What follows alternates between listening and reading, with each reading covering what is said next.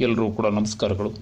ನನ್ನ ಹೆಸರು ಮರಿಸ್ವಾಮಪ್ಪ, ಸಹಾಯಕ ಪ್ರಾಧ್ಯಾಪಕರು ಮತ್ತು ಮುಖ್ಯಸ್ಥರು ಭೂಗೋಳಶಾಸ್ತ್ರ ವಿಭಾಗ, JSS ಕಲಾ ಮತ್ತು ವಾಣಿಜ್ಯ ಕಾಲೇಜು, ಗುಂಡ್ಲುಪೇಟೆ, ಚಾಮರಾಜನಗರ ಜಿಲ್ಲೆ.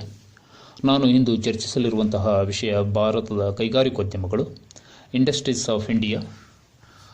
ಭಾರತದ ಕೈಗಾರಿಕೋದ್ಯಮವನ್ನು ನಾವು ಈ ದೇಶದ ಆರ್ಥಿಕತೆಯ ಜೀವನಾಡಿ ಎಂದರೆ ತಪ್ಪಾಗಲಾರದು.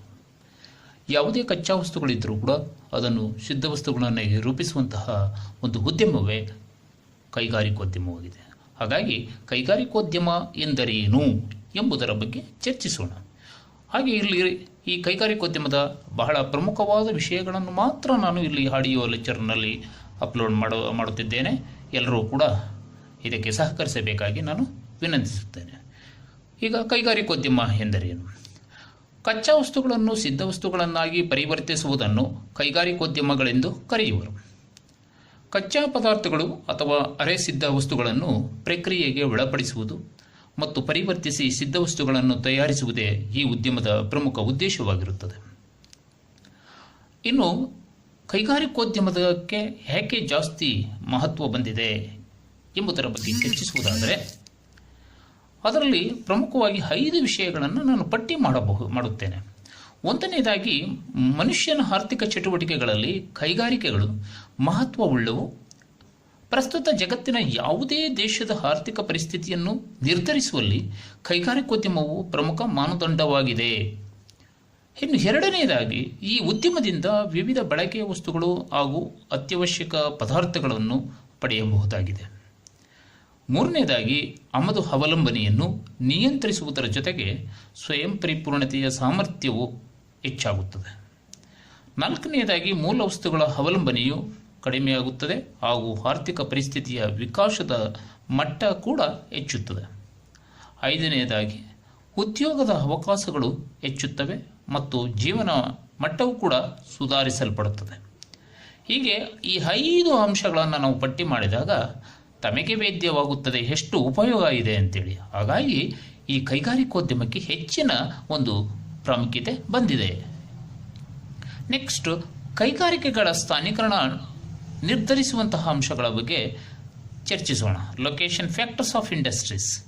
ಕೈಗಾರಿಕೆಗಳು ಎಲ್ಲ ಕಡೆಯೂ ಅಭಿವೃದ್ಧಿಗೊಂಡಿರುವುದಿಲ್ಲ. ಬದಲಾಗಿ ಅವು ಕೆಲವು ಭಾಗಗಳಲ್ಲಿ ಕೇಂದ್ರೀಕೃತವಾಗಿರುತ್ತವೆ. ಇದಕ್ಕೆ ಅನೇಕ ಸ್ಥಾನೀಕರಣಗಳು ಕಾರಣವಾಗಿರುತ್ತವೆ. ಯಾವುದೇ ಕೈಗಾರಿಕೆ ಸ್ಥಾಪನೆ ಮತ್ತು ಅದರ ಬೆಳವಣಿಗೆ ಭೌಗೋಳಿಕ, ಆರ್ಥಿಕ, ರಾಜಕೀಯ, ವೈಯಕ್ತಿಕ ಪ್ರಯತ್ನ ಹಾಗೂ ಐತಿಹಾಸಿಕ ಹಿನ್ನೆಲೆಗಳನ್ನು ಆಧರಿಸಿರುತ್ತದೆ. ಕೈಗಾರಿಕಾ ಪ್ರಮುಖ ಸ್ಥಾನೀಕರಣ ಅಂಶಗಳು ಈ ಕೆಳಕಂಡಂತಿವೆ. ಅವುಗಳೆಂದರೆ, ನಂಬರ್ 1, ಕಚ್ಚಾ ಪದಾರ್ಥಗಳ ಪೂರೈಕೆ. ಎರಡನೆಯದಾಗಿ, ಶಕ್ತಿ ಸಂಪನ್ಮೂಲಗಳ ಸರಬರಾಜು. ಮೂರನೆಯದಾಗಿ, ನೀರಿನ ಪೂರೈಕೆ. ನಾಲ್ಕನೆಯದಾಗಿ, ಹಿತಕರವಾದ ವಾಯುಗುಣ. ಐದನೇದಾಗಿ, ಪರಿಣಿತ ಕಾರ್ಮಿಕರ ಸರಬರಾಜು. ಆರನೇದಾಗಿ, ಮಾರುಕಟ್ಟೆ ಸೌಲಭ್ಯ. ಏಳನೆಯದಾಗಿ, ಸಾರಿಗೆ ಸಂಪರ್ಕಗಳ ವ್ಯವಸ್ಥೆ. 8, ಬಂಡವಾಳ ಪೂರೈಕೆ. 9, ಸರ್ಕಾರದ ನೆರವು ಮತ್ತು ನೀತಿ ನಿಯಮಗಳು. 10ನೇದಾಗಿ, ಕೈಗಾರಿಕಾ ಆನುವಂಶೀಯತೆ ಮತ್ತು ವೈಯಕ್ತಿಕ ಒಲವು. ಕಚ್ಚಾ ಪದಾರ್ಥಗಳ ಪೂರೈಕೆ ಅಂತಂದರೆ ವಿಶೇಷವಾಗಿ ಪ್ರಾಥಮಿಕ ಆರ್ಥಿಕ ಚಟುವಟಿಕೆ ರಂಗದಿಂದ ಉತ್ಪಾದಿತವಾಗುವಂತಹ ವಸ್ತುಗಳ ಪೂರೈಕೆ ಎಂದಾಗುತ್ತದೆ. ಈ ವಸ್ತುಗಳು ಸಕಾಲದಲ್ಲಿ ಪೂರೈಸಿದಾಗ ಮಾತ್ರ ಕೈಗಾರಿಕೆಗಳು ಹೆಚ್ಚು ಅಭಿವೃದ್ಧಿಯನ್ನು ಹೊಂದುತ್ತವೆ ಎಂದು ನಾವು ತಿಳಿಯಬಹುದು. ವಿಶೇಷವಾಗಿ ಪ್ರಾಥಮಿಕ ಆರ್ಥಿಕ ಚಟುವಟಿಕೆಗಳಲ್ಲಿ ವ್ಯವಸಾಯ ರಂಗಗಳಿಂದ ಉತ್ಪಾದಿತವಾಗುವಂತಹ ಕಬ್ಬು, ಹೊಗೆಸೊಪ್ಪು, ಹತ್ತಿ ಅಥವಾ ಇನ್ನಿತರೆ ರೀತಿಯಾದಂಥ ವಸ್ತುಗಳಾಗಿರ್ಬೋದು. ಹಾಗೆ ಮೀನು ಉತ್ಪಾದನೆಯಾಗಿರಬಹುದು ಅಥವಾ ಖನಿಜ ಸಂಪನ್ಮೂಲಗಳ ಉತ್ಪಾದನೆಯಾಗಿರಬಹುದು. ಇನ್ನು ಎರಡನೆಯದಾಗಿ, ಶಕ್ತಿ ಸಂಪನ್ಮೂಲಗಳ ಸರಬರಾಜು. ಯಾವುದೇ ಕಾರ್ಖಾನೆ ಸುಲಲಿತವಾಗಿ ನಡೆಯಬೇಕು ಎಂದರೆ ಅದಕ್ಕೆ ಶಕ್ತಿ ಸಂಪನ್ಮೂಲಗಳ ಒಂದು ಸರಬರಾಜು ಸುಲಭವಾಗಿ ಆಗಬೇಕಾಗುತ್ತದೆ. ಅಂಥದ್ರಲ್ಲಿ ಸಾಂಪ್ರದಾಯಿಕ ಮತ್ತು ಅಸಾಂಪ್ರದಾಯಿಕ ಶಕ್ತಿ ಸಂಪನ್ಮೂಲಗಳ ಸುಲಭವಾಗಿ ಸರಬರಾಜು ಆಗುವಂತಿರಬೇಕು. ಮೂರನೇದಾಗಿ, ನೀರಿನ ಪೂರೈಕೆ. ಕಾರ್ಖಾನೆಗಳು ಎಂದ ತಕ್ಷಣ ಅದಕ್ಕೆ ವಿಶೇಷವಾಗಿ ಎಲ್ಲ ಅಂಶಗಳಿಗಿಂತ ಸುಲಭವಾಗಿ ದೊರೆಯುವ ನೀರಿನ ಪೂರೈಕೆ ಆಗಬೇಕಾಗಿರುತ್ತದೆ. ಆದ್ದರಿಂದ ಇದಕ್ಕೆ ನೀರಿನ ಪೂರೈಕೆ ಈಸಿಯಾಗಿ ಸುಲಭವಾಗಿ ದೊರೆಯುವಂತಿರಬೇಕು. ನಾಲ್ಕನೆಯದಾಗಿ, ಹಿತಕರವಾದ ವಾಯುಗುಣ.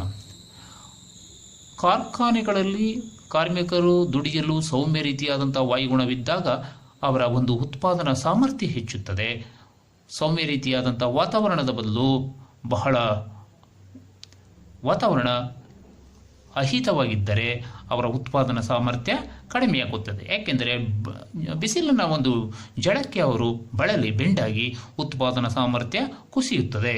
ಹಾಗಾಗಿ ವಾತಾವರಣ ಉತ್ತಮವಾಗಿರಬೇಕಾಗುತ್ತದೆ. ಹಾಗೆ ಕೈಗಾರಿಕಾ ಸ್ಥಾನೀಕರಣ ಅಂಶಗಳು ಅಂದರೆ ಹತ್ತಿಯ ಕಾರ್ಖಾನೆಯನ್ನು ಸ್ಥಾಪನೆ ಮಾಡಬೇಕಾದರೆ ವಾತಾವರಣದಲ್ಲಿ ತೇವಾಂಶದ ಒಂದು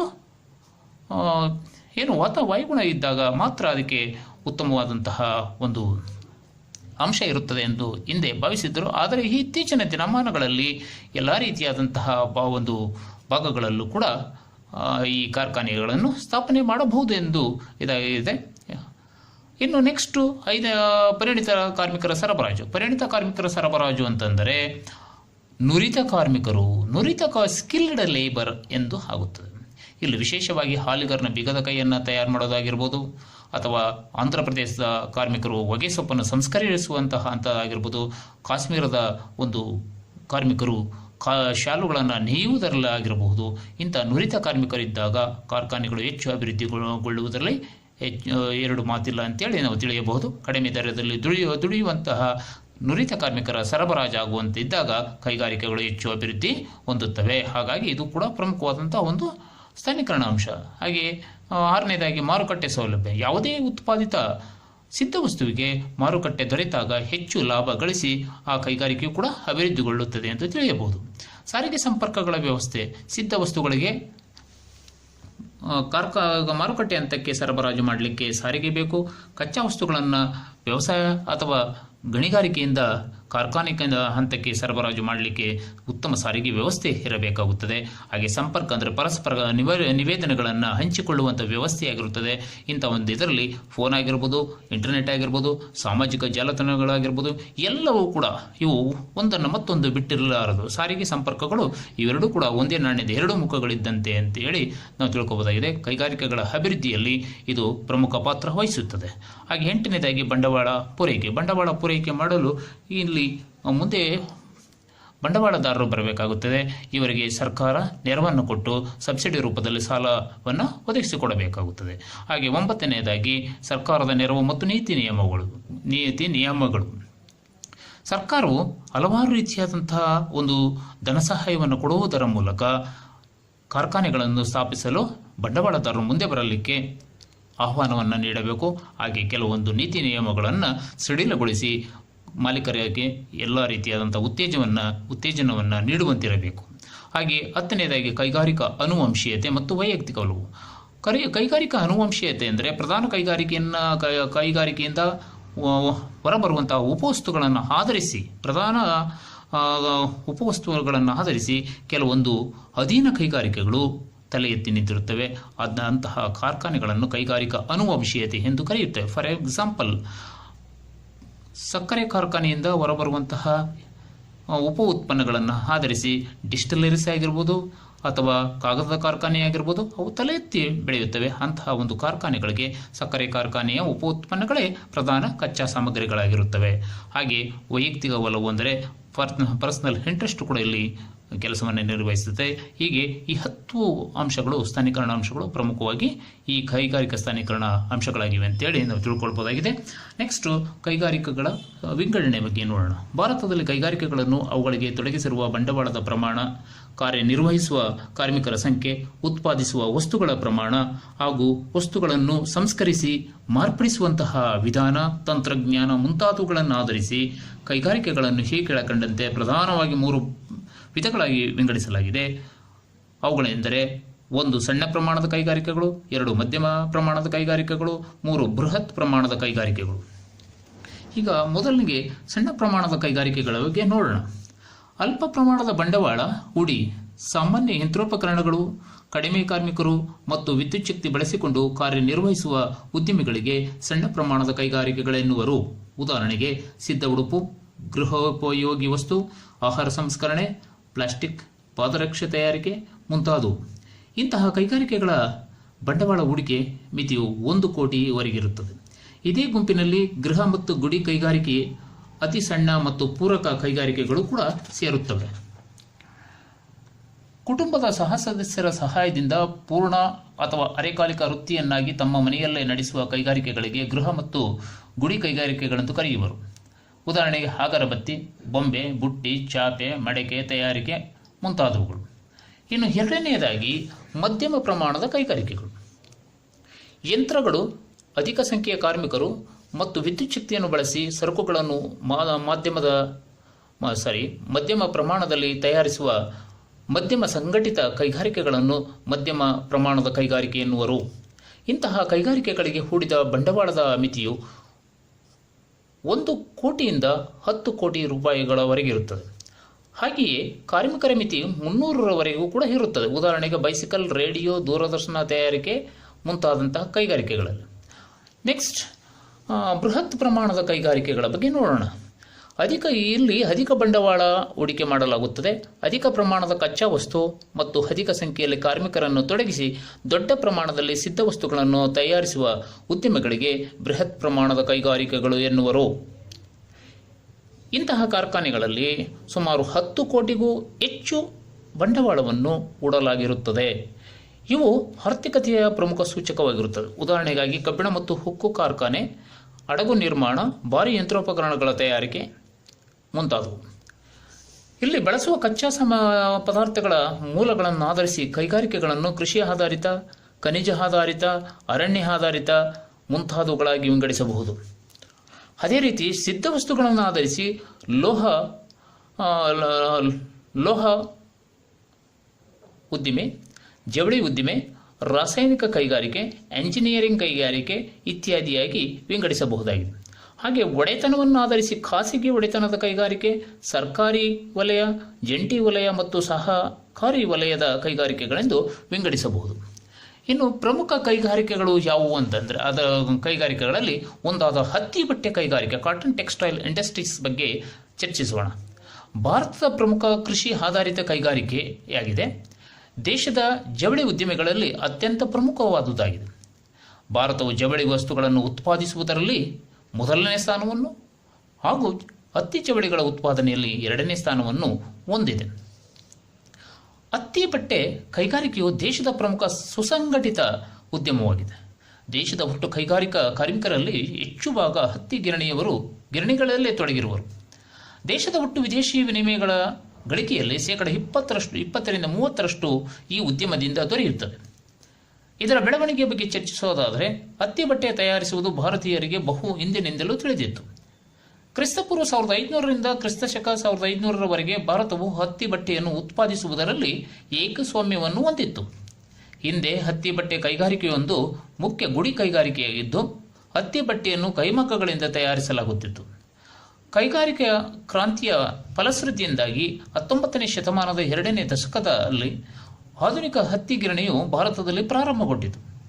ಪ್ರಪ್ರಥಮ ಹತ್ತಿ ಗಿರಣಿಯೊಂದು 1818ರಂದು ಕಲ್ಕತ್ತಕ್ಕೆ ಸಮೀಪದಲ್ಲಿರುವ ಹೌರಾದ ಸಮೀಪ ಪೋರ್ಟ್ ಗ್ಲಾಸ್ಟರ್ ಎಂಬಲ್ಲಿ ಪ್ರಾರಂಭಗೊಂಡಿತು. ಆದರೆ ಭಾರತದ ಹತ್ತಿ ಬಟ್ಟೆಯ ಕೈಗಾರಿಕೆಯು ವಾಸ್ತವಿಕವಾಗಿ ಅಭಿವೃದ್ಧಿಯು 1851ರಿಂದ ಮುಂಬೈಯಲ್ಲೊಂದು ಹತ್ತಿ ಗಿರಣಿಯನ್ನು ಸ್ಥಾಪಿಸುವುದರ ಮೂಲಕ ಆರಂಭಗೊಂಡಿತು. ಈ ಕಾರ್ಖಾನೆಯಲ್ಲಿ ಉತ್ಪಾದನೆಯು 1854ರಿಂದ ಪ್ರಾರಂಭಗೊಂಡಿತು. ಇದು ಪಾರ್ಸಿ ಉದ್ಯಮಿ ಹಾಗೂ ವ್ಯವಸ್ಥಾಪಕನಾದಂಥ CN ದಿವಾರ್ನಿಂದ ಸ್ಥಾಪಿಸಲ್ಪಟ್ಟಿತು. ಇದಕ್ಕೆ ಬೇಕಾದಂಥ ಸ್ಥಾನೀಕರಣ ಅಂಶಗಳಾವು ಎಂದರೆ 1ನೇದಾಗಿ ಕಚ್ಚಾ ಹತ್ತಿಯ ಸರಬರಾಜು, 2ನೇದಾಗಿ ಶಕ್ತಿ ಸಾಧನಗಳ ಪೂರೈಕೆ, 3ನೇದಾಗಿ ವಿಶಾಲ ಮಾರುಕಟ್ಟೆ, 4ನೇದಾಗಿ ಸಾರಿಗೆ ಸೌಲಭ್ಯ, 5ನೇದಾಗಿ ಬಂಡವಾಳ, 6 ಪರಿಣಿತ ಕಾರ್ಮಿಕರ ಸರಬರಾಜು, 7 ವ್ಯವಸ್ಥಾಪಕತ್ವ, 8 ತೇವಾಂಶವುಳ್ಳ ವಾಯುಗುಣ, 9 ಅಧೀನ ಕೈಗಾರಿಕೆಗಳು. ಕಚ್ಚಾ ಹತ್ತಿಯು ಹತ್ತಿ ಬಟ್ಟೆ ಕೈಗಾರಿಕೆಯ ಪ್ರಮುಖ ಕಚ್ಚಾ ವಸ್ತುವಾಗಿದೆ. ಇದು ಶುದ್ಧ ಕಚ್ಚಾ ಪದಾರ್ಥವಾಗಿದೆ. ಈ ಉದ್ದಿಮೆಯನ್ನು ಮಾರುಕಟ್ಟೆ ಆಧಾರಿತ ಕಾರ್ಖಾನೆ ಎಂತಲೂ ಕೂಡ ಕರೆಯಲಾಗಿದೆ. ಹಾಗೆಯೇ ತೇವಾಂಶ ಉಳ್ಳ ವಾಯುಗುಣವು ಅತ್ಯವಶ್ಯಕ. ಪರಿಣಾಮವಾಗಿ ಪ್ರಾರಂಭದಲ್ಲಿ ಹತ್ತಿ ಬಟ್ಟೆ ಕೈಗಾರಿಕೆಯು ತೀರ ಪ್ರದೇಶದಲ್ಲಿ ಕೇಂದ್ರೀಕೃತವಾಗಿದ್ದವು. ಇನ್ನು ಇದರ ಹಂಚಿಕೆ ಬಗ್ಗೆ ಚರ್ಚಿಸೋದಾದರೆ ಹತ್ತಿ ಬಟ್ಟೆ ಕೈಗಾರಿಕೆಯು ಭಾರತದ ವಿವಿಧ ಭಾಗಗಳಲ್ಲಿ ಹಂಚಿಕೆಯಾಗಿದೆ. ಸುಮಾರು 80 ನಗರ ಮತ್ತು ಪಟ್ಟಣಗಳಲ್ಲಿ ಹತ್ತಿ ಗಿರಣಿಗಳ ಹಂಚಿಕೆಯನ್ನು ಕಾಣಬಹುದು. ಆದರೂ ಹತ್ತಿ ಬೆಳೆಯುವ ಪ್ರದೇಶಗಳಲ್ಲಿ ಇದು ಹೆಚ್ಚು ಕೇಂದ್ರೀಕೃತವಾಗಿದೆ. ಮೊದಲ ಅತ್ಯಧಿಕ ಪ್ರಮಾಣದಲ್ಲಿ ಗಿರಣಿಗಳನ್ನು ಹೊಂದಿರುವ ಮತ್ತು ಉತ್ಪಾದಿಸುವಂಥ ಒಂದು ರಾಜ್ಯವೆಂದರೆ ಮಹಾರಾಷ್ಟ್ರವಾಗಿದೆ. ಮೊದಲನೇದಾಗಿ ಮಹಾರಾಷ್ಟ್ರ. ಭಾರತ ಅತ್ಯಾಧುನಿಕ ಹತ್ತಿ ಗಿರಣಿಯು ಆರಂಭವಾದದ್ದು ಈ ರಾಜ್ಯದಲ್ಲೇ. ಇದು ಭಾರತದ ಎರಡನೆಯ ಪ್ರಮುಖ ಹತ್ತಿ ಬಟ್ಟೆಯನ್ನು ಉತ್ಪಾದಿಸುವ ರಾಜ್ಯವಾಗಿದೆ. ಈ ರಾಜ್ಯದಲ್ಲಿ ಒಟ್ಟು 125 ಹತ್ತಿ ಗಿರಣಿಗಳಿವೆ. ಹತ್ತಿ ಗಿರಣಿಗಳು ಮುಂಬೈ, ಸೋಲಾಪುರ, ಪುಣೆ, ಸಾಂಗ್ಲಿ, ನಾಗ್ಪುರ, ಕೊಲ್ಲಾಪುರ, ಅಂಕೋಲಾ ಮತ್ತು ಜಲಗಾಂಗಳಲ್ಲಿ ಕಂಡುಬರುತ್ತವೆ.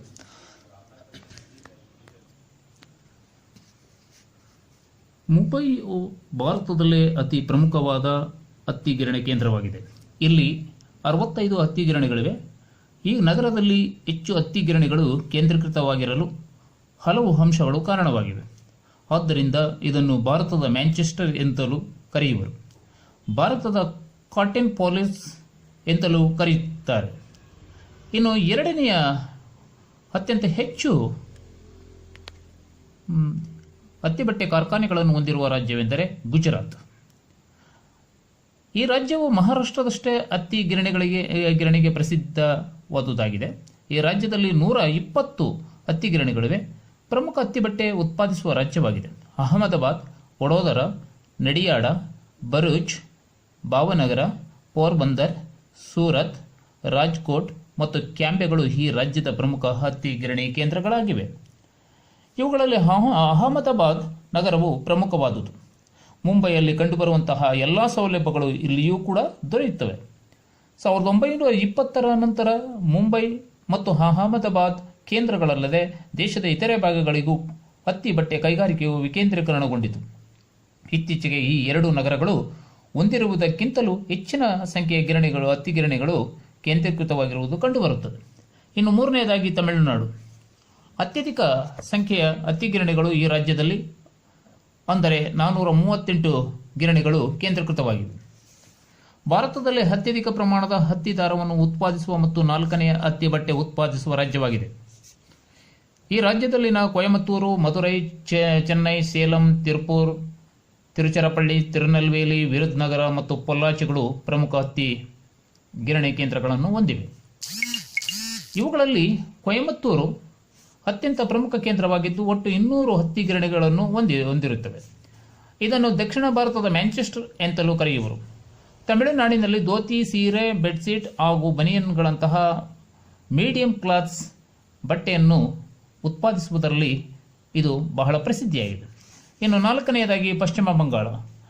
ಈ ರಾಜ್ಯವು ಕಚ್ಚಾ ಹತ್ತಿಯ ಕೊರತೆಯನ್ನು ಅನುಭವಿಸುತ್ತಿದೆ. ಆದರೂ ಇತರೆ ಸ್ಥಾನೀಕರಣಗಳ ಅನುಕೂಲತೆಯಿಂದ ಈ ಉದ್ಯಮವು ಸಾಕಷ್ಟು ಪ್ರಗತಿಯನ್ನು ಹೊಂದಿದೆ. ಕೋಲ್ಕತ್ತಾ, ಔರಾ ಮತ್ತು 24 ಪರಗಣ ಜಿಲ್ಲೆಗಳಲ್ಲಿ ಹತ್ತಿ ಗಿರಣಿಗಳಿವೆ. ಇವುಗಳಲ್ಲಿ ಕೋಲ್ಕತ್ತಾವು ಅತ್ಯಂತ ಪ್ರಮುಖವಾದುದು. ಇನ್ನು 5ನೇ ಒಂದು ಸ್ಥಾನದಲ್ಲಿ ಮಧ್ಯಪ್ರದೇಶ. ಹತ್ತಿ ಬಟ್ಟೆಯನ್ನು ಉತ್ಪಾದಿಸುವ ರಾಜ್ಯಗಳಲ್ಲಿ ಮಧ್ಯಪ್ರದೇಶವು 5ನೇ ಸ್ಥಾನದಲ್ಲಿದೆ. ಈ ರಾಜ್ಯದ ಪ್ರಮುಖ ಹತ್ತಿ ಗಿರಣಿಗಳೆಂದರೆ ಇಂದೋರ್, ಗ್ವಾಲಿಯರ್, ನಾಗ್ಡಾ, ಉಜ್ಜೈನ್, ದೇವಾಸ್, ಭೋಪಾಲ್, ಜಬಲ್ಪುರ, ಮುಂದಾಸೂರ್ ಇತ್ಯಾದಿ. ಹಾಗೆ 6ನೇದಾಗಿ ಕರ್ನಾಟಕ. ಈ ರಾಜ್ಯದಲ್ಲಿ ಸುಮಾರು 44 ಗಿರಣಿಗಳಿವೆ. ಅವುಗಳಲ್ಲಿ ಬಹುಪಾಲು ಹತ್ತಿ ದಾರ ಮತ್ತು ಮಧ್ಯಮ ದರ್ಜೆಯ ಬಟ್ಟೆಯನ್ನು ತಯಾರಿಸುವ ಒಂದು ಗಿರಣಿಗಳಾಗಿವೆ. ಪ್ರಮುಖ ಹತ್ತಿ ಗಿರಣಿ ಕೇಂದ್ರಗಳೆಂದರೆ ದಾವಣಗೆರೆ, ಹುಬ್ಬಳ್ಳಿ, ಬಳ್ಳಾರಿ, ರಾಯಚೂರು, ಇಳಕಲ್, ಗುಳೇದಗುಡ್ಡ, ಬನಹಟ್ಟಿ, ರಬಕವಿ, ಮೊಳಕಲ್ಮೂರು, ನರಗುಂದ, ಬೆಂಗಳೂರು, ಮೈಸೂರು ಮತ್ತು ನಂಜನಗೂಡು. ಹಾಗೆ 7ನೇ ಒಂದು ಸ್ಥಾನದಲ್ಲಿ ಉತ್ತರ ಪ್ರದೇಶ. ಈ ರಾಜ್ಯದಲ್ಲಿ ಹತ್ತಿ ಬಟ್ಟೆ ಕೈಗಾರಿಕೆಯು ಹೆಚ್ಚಾಗಿ ಆಗ್ರಾ, ಬರೇಲಿ, ಅಲಿಗರ್, ಮೊರಾದಾಬಾದ್, ಮೋದಿನಗರ, ಕಾನ್ಪುರ, ಮೀರತ್, ರಾಮನಗರ, ಇಟಾವಾಗಳಲ್ಲಿ ಹಂಚಿಕೆಯಾಗಿದೆ. ಹಾಗಾಗಿ ಈ ಗಿರಣಿಗಳಲ್ಲಿ ಅತ್ಯಧಿಕ ಬಟ್ಟೆಯನ್ನು ಉತ್ಪಾದಿಸುತ್ತಿದ್ದು ಇದು ಭಾರತದಲ್ಲಿ 7ನೇ ಹತ್ತಿ ಬಟ್ಟೆ ಉತ್ಪಾದಿಸುವ ಒಂದು ರಾಜ್ಯವಾಗಿದೆ. ಹಾಗೆ ಇವುಗಳಲ್ಲಿ ಕಾನ್ಪುರವು ಪ್ರಮುಖ ಹತ್ತಿ ಗಿರಣಿ ಕೇಂದ್ರವಾಗಿದ್ದು ಉತ್ತರ ಪ್ರದೇಶದ ಮ್ಯಾಂಚೆಸ್ಟರ್ ಎಂದೇ ಪ್ರಸಿದ್ಧಿಯಾಗಿದೆ. ಇನ್ನು ಇತರೆ ರಾಜ್ಯಗಳ ಬಗ್ಗೆ ನೋಡೋದಾದರೆ ತೆಲಂಗಾಣದ ವಾರಂಗಲ್, ಹೈದರಾಬಾದ್, ಗುಂಟೂರು, ಆಂಧ್ರ ಪ್ರದೇಶದ ರಾಮಗುಂಡಂ, ತಿರುಪತಿ ಮತ್ತು ಪೂರ್ವ ಗೋದಾವರಿ, ರಾಜಸ್ಥಾನದ ಜೈಪುರ, ಉದಯಪುರ, ಕೋಟಾ, ಕಿಶನ್ಗರ್, ಜೋಧ್ಪುರ, ಬಿಲ್ವಾರ ಮತ್ತು ಪಾಲಿ, ಹರಿಯಾಣದ ಹಿಸ್ಸಾರ ಮತ್ತು ಭಿವಾನಿ, ಪಂಜಾಬಿನ ಅಮೃತಸರ, ಪಾಗ್ವಾರ ಮತ್ತು ಲೂಧಿಯಾನ, ಕೇರಳದ ತ್ರಿಚೂರ್, ಹಾಗೆ ತಿರುವನಂತಪುರದ ಅಲಗಪ್ಪಿ, ಅಲೆಪ್ಪಿ, ಅಲ್ವೇಯಿ ಮತ್ತು ಕೊಚ್ಚಿ, ದೆಹಲಿ ಮತ್ತು ಪುದುಚೇರಿಗಳು ಭಾರತದ ಇತರೆ ಹತ್ತಿ ಗಿರಣಿ ಕೇಂದ್ರಗಳಾಗಿವೆ. ಇನ್ನು ಉತ್ಪಾದನೆ ಮತ್ತು ವ್ಯಾಪಾರದ ಬಗ್ಗೆ ತಿಳಿಯೋದಾದರೆ, ಚೀನಾದ ನಂತರ ಭಾರತವು ಪ್ರಪಂಚದ 2ನೇ ಪ್ರಮುಖ ಹತ್ತಿ ಬಟ್ಟೆ ಉತ್ಪಾದಿಸುವ ದೇಶವಾಗಿದೆ. ಇಂದು ಹತ್ತಿ ಬಟ್ಟೆಯನ್ನು ರಫ್ತು ಮಾಡುವ ರಾಷ್ಟ್ರಗಳಲ್ಲಿ ಜಪಾನಿನ ನಂತರ ಭಾರತವು 2ನೇದಾಗಿದೆ. ಇನ್ನು ಮುಂದೆ ಸಕ್ಕರೆ ಕಾರ್ಖಾನೆಯ ಬಗ್ಗೆ, ಅಂದರೆ ಶುಗರ್ ಇಂಡಸ್ಟ್ರಿ ಬಗ್ಗೆ ಚರ್ಚಿಸೋಣ. ಇದು ಭಾರತದ 2ನೇ ಪ್ರಮುಖ ಕೃಷಿ ಆಧಾರಿತ ಕೈಗಾರಿಕೆಯಾಗಿದೆ. ಕಬ್ಬು ಸಕ್ಕರೆ ಕೈಗಾರಿಕೆಯ ಪ್ರಮುಖ ಕಚ್ಚಾ ವಸ್ತು. ಇದು ತೂಕವನ್ನು ಕಳೆದುಕೊಳ್ಳುವ ವಸ್ತುವಾಗಿದೆ. ಸಕ್ಕರೆ ಕೈಗಾರಿಕೆಯನ್ನು ಕಬ್ಬು ಬೆಳೆಸುವ ಪ್ರದೇಶದ ಕೇಂದ್ರದಲ್ಲೇ ಸ್ಥಾಪಿಸುವುದು ಲಾಭದಾಯಕ. ಇದನ್ನು ಕಚ್ಚಾ ಪದಾರ್ಥ ಆಧಾರಿತ ಕೈಗಾರಿಕೆ, ರಾ ಮೆಟೀರಿಯಲ್ ಓರಿಯೆಂಟೆಡ್ ಇಂಡಸ್ಟ್ರಿ ಎಂದು ಪರಿಗಣಿಸಲಾಗಿದೆ. ಈ ಕೈಗಾರಿಕೆಯಿಂದ ಕಾಕಂಬಿ ಮತ್ತು ಕಬ್ಬಿನ ಸಿಪ್ಪೆಗಳು ದೊರೆಯುತ್ತವೆ. ಅವುಗಳನ್ನು ಇತರೆ ಅಧೀನ ಕೈಗಾರಿಕೆಗಳ ಕಚ್ಚಾ ಪದಾರ್ಥಗಳಾಗಿ ಬಳಸಲಾಗುವುದು. ಉದಾಹರಣೆಗಾಗಿ ಮದ್ಯ ತಯಾರಿಕೆ, ಹಣ್ಣುಗಳ ಸಂಸ್ಕರಣೆ, ಔಷಧಿಗಳು, ಬಿಸ್ಕೆಟ್ಸ್, ಕಾಗದ ಮತ್ತು ಕಾರ್ಡ್ಬೋರ್ಡ್ಗಳ ತಯಾರಿಕೆ, ಕಬ್ಬಿನ ಸಿಪ್ಪೆಯನ್ನು ಹುರುವಲಾಗಿಯೂ ಕೂಡ ಬಳಸಲಾಗುವುದು. ಇನ್ನು ಹಂಚಿಕೆ ಬಗ್ಗೆ ಚರ್ಚಿಸುವುದಾದರೆ, ಸಕ್ಕರೆ ಕೈಗಾರಿಕೆಯು ಬೆಳೆಯುವ ಪ್ರದೇಶಗಳಲ್ಲಿ ಹಂಚಿಕೆಯಾಗಿದೆ. ಮೊದಲ ಒಂದು ಸಕ್ಕರೆ ಉತ್ಪಾದಿಸುವಂತಹ ಒಂದು ರಾಜ್ಯವೆಂದರೆ ಮಹಾರಾಷ್ಟ್ರ ಮೊದಲನೇ ಸ್ಥಾನದಲ್ಲಿ ಬರುತ್ತದೆ. ಈ ರಾಜ್ಯವು ದೇಶದ ಸಕ್ಕರೆ ಉತ್ಪಾದನೆ ಮಾಡುವುದರಲ್ಲಿ ಪ್ರಥಮ ಸ್ಥಾನದಲ್ಲಿದೆ. ಈಗ ಒಟ್ಟು 143 ಸಕ್ಕರೆ ಕಾರ್ಖಾನೆಗಳನ್ನು ಹೊಂದಿದೆ. ಇಲ್ಲಿನ ಅಹಮದನಗರ್, ನಾಸಿಕ್, ಪುಣೆ, ಸತಾರಾ, ಸೋಲಾಪುರ, ಸಾಂಗ್ಲಿ ಮತ್ತು ಕೊಲ್ಲಾಪುರ ಜಿಲ್ಲೆಗಳು ಪ್ರಮುಖ ಸಕ್ಕರೆ ಕೈಗಾರಿಕಾ ಪ್ರದೇಶಗಳಾಗಿವೆ. ಇನ್ನು 2ನೇದಾಗಿ ಉತ್ತರ ಪ್ರದೇಶ ಸಕ್ಕರೆ ಉತ್ಪಾದನೆಯಲ್ಲಿ 2ನೇ ಸ್ಥಾನದಲ್ಲಿದ್ದು ಭಾರತದಲ್ಲಿ 2ನೇ ಸ್ಥಾನವನ್ನು ಹೊಂದಿದೆ. ಈ ರಾಜ್ಯವು 128 ಸಕ್ಕರೆ ಕಾರ್ಖಾನೆಗಳನ್ನು ಹೊಂದಿದೆ. ಅವು ವಿಶೇಷವಾಗಿ ಕಾನ್ಪುರ, ಗೋರಖ್ಪುರ, ಮೀರತ್, ಲಖನೌ, ಅಲಹಾಬಾದ್, ದಿಯೋರಿಯಾ, ಕೇರಿ, ಬಸ್ತ್, ಸಹಾರನ್ಪುರ, ಮುಜಾಫರ್ನಗರ್, ಗೊಂಡಾ ಜಿಲ್ಲೆಗಳಲ್ಲಿ ಹಂಚಿಕೆಯಾಗಿವೆ. ಹಾಗೆ 3ನೇದಾಗಿ ಕರ್ನಾಟಕ ದೇಶದ 3ನೇ ಪ್ರಮುಖ ಸಕ್ಕರೆ ಉತ್ಪಾದಿಸುವ ರಾಜ್ಯವಾಗಿದೆ. ಒಟ್ಟು 54 ಸಕ್ಕರೆ ಕಾರ್ಖಾನೆಗಳನ್ನು ಹೊಂದಿದೆ. ಅವು ಎಲ್ಲೆಲ್ಲಿ ಹಂಚಿಕೆಯಾಗಿವೆ ಎಂದರೆ ಮಂಡ್ಯ, ಪಾಂಡವಪುರ, ಕಾಳಮುದ್ದನದೊಡ್ಡಿ, ಕೊಳ್ಳೇಗಾಲ, ಸಮೀರವಾಡಿ, ನಂಜನಗೂಡು, ಚುಂಚನಕಟ್ಟೆ, ಗೌರಿಬಿದನೂರು, ಶಿವಮೊಗ್ಗ, ಕಂಪ್ಲಿ, ಹೊಸಕೋಟೆ, ಎಂಕೆ ಹುಬ್ಳಿ, ಹಾಸನ, ಹಿರಿಯೂರು ಮತ್ತು ಸಂಕೇಶ್ವರಗಳಲ್ಲಿ ಮುಖ್ಯ ಸಕ್ಕರೆ ಕೈಗಾರಿಕಾ ಕೇಂದ್ರಗಳು ಕೇಂದ್ರೀಕೃತವಾಗಿವೆ. ಕರ್ನಾಟಕದ ಆಧುನಿಕ ಕಾರ್ಖಾನೆ ಮೊದಲಿಗೆ ಮಂಡ್ಯದಲ್ಲಿ 1934ರಲ್ಲಿ ಆರಂಭಗೊಂಡಿತು ಎಂಬುದನ್ನು ತಿಳಿಯಬಹುದು. ಇನ್ನು 4ನೇದಾಗಿ ತಮಿಳುನಾಡು 4ನೇ ಪ್ರಮುಖ ಸಕ್ಕರೆ ಉತ್ಪಾದಿಸುವ ರಾಜ್ಯವಾಗಿದೆ. ಸಕ್ಕರೆ ಕಾರ್ಖಾನೆಗಳು ಉತ್ತರ ಮತ್ತು ದಕ್ಷಿಣ ಆರ್ಕಾಟ್ ಹಾಗೂ ಕೊಯಮತ್ತೂರು, ತಿರುಚಿರಪಳ್ಳಿ ಮತ್ತು ರಾಮನಾಥಪುರಂ ಜಿಲ್ಲೆಗಳಲ್ಲಿ ಹೆಚ್ಚಾಗಿ ಹಂಚಿಕೆಯಾಗಿವೆ. 5ನೇದಾಗಿ ಆಂಧ್ರಪ್ರದೇಶ. ಈ ರಾಜ್ಯದಲ್ಲಿ ಸುಮಾರು 35 ಸಕ್ಕರೆ ಕಾರ್ಖಾನೆಗಳಿದ್ದು ಅವು ಪೂರ್ವ ಮತ್ತು ಪಶ್ಚಿಮ ಗೋದಾವರಿ, ವಿಶಾಖಪಟ್ಟಣ, ಕೃಷ್ಣ, ನಿಜಾಮಾಬಾದ್, ಚಿತ್ತೂರು ಮತ್ತು ಮೇಡಕ್ ಜಿಲ್ಲೆಗಳಲ್ಲಿ ಹಂಚಿಕೆಯಾಗಿವೆ. ಹಾಗೆ ನೆಕ್ಸ್ಟ್ ಬಿಹಾರ ರಾಜ್ಯ. ಈ ರಾಜ್ಯದಲ್ಲಿ ಅನೇಕ ವರ್ಷಗಳವರೆಗೆ ಸಕ್ಕರೆ ಉತ್ಪಾದನೆಯಲ್ಲಿ ಬಿಹಾರವು 2ನೇ ಸ್ಥಾನದಲ್ಲಿತ್ತು.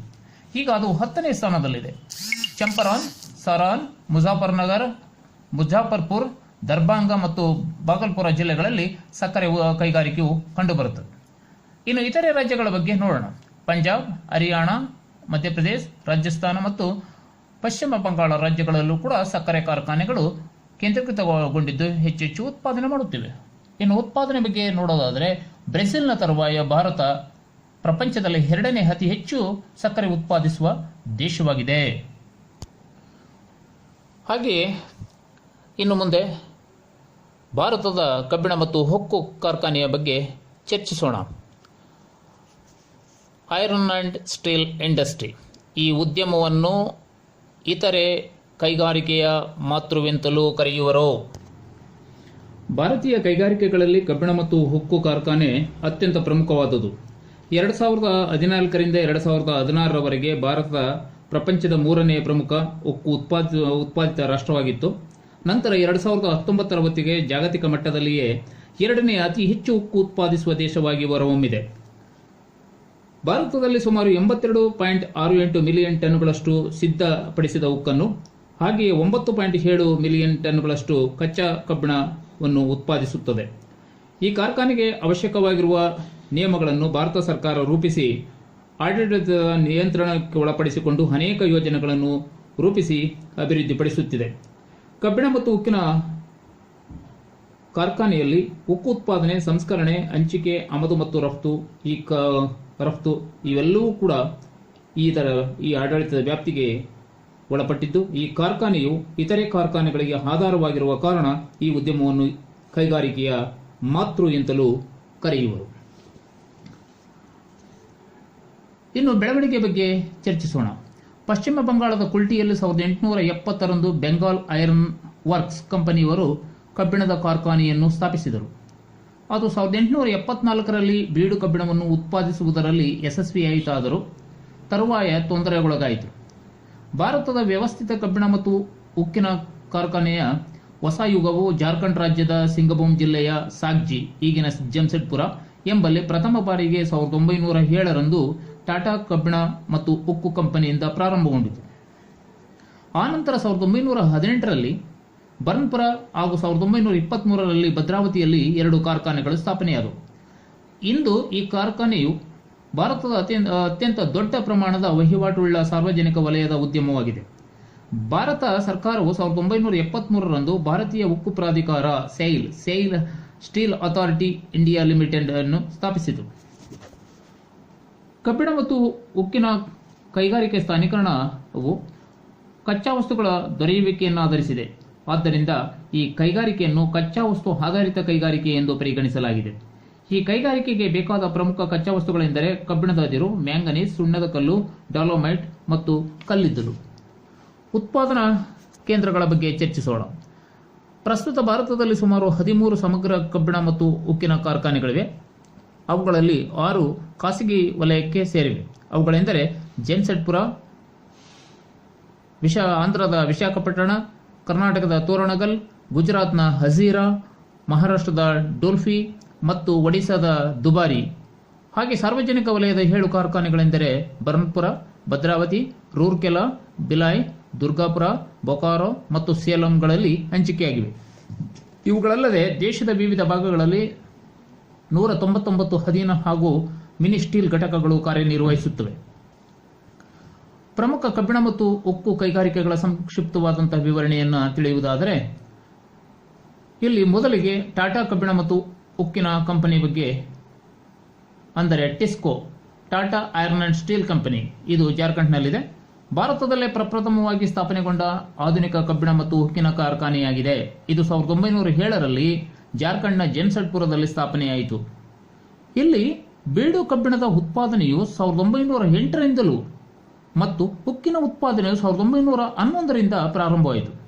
ಈ ಕೈಗಾರಿಕೆಗೆ ಬೇಕಾದ ಕಬ್ಬಿಣದ ಅದಿರು ಮಯೂರ್ಭಂಜ್ ಮತ್ತು ಸಿಂಗಭೂಮ್ ಜಿಲ್ಲೆಗಳಿಂದಲೂ, ಕಲ್ಲಿದ್ದಲು ಝೇರಿಯಾ ಮತ್ತು ಬೊಕಾರೋಗಳಿಂದಲೂ, ಮ್ಯಾಂಗನೀಸ್ ಒಡಿಶಾ ಮತ್ತು ಮಧ್ಯಪ್ರದೇಶದಿಂದಲೂ, ಸುಣ್ಣ ಮತ್ತು ಡಾಲೋಮೈಟ್ಗಳು ಒಡಿಶಾದ ಬರ್ಮಿತ್ರಪುರ ಮತ್ತು ಗಂಗಾಪುರದಿಂದ, ನೀರು ಸುವರ್ಣರೇಖಾ ನದಿಯಿಂದ ದೊರೆಯುತ್ತದೆ. ಟಾಟಾ ಕಬ್ಬಿಣ ಮತ್ತು ಉಕ್ಕು ಕಂಪನಿಯು ತನ್ನ 2ನೇ ಘಟಕವನ್ನು ಒಡಿಶಾ ರಾಜ್ಯದ ಗೋಪಾಲ್ಪುರದಲ್ಲಿ ಸ್ಥಾಪಿಸಲು ಯೋಜಿಸಿದೆ.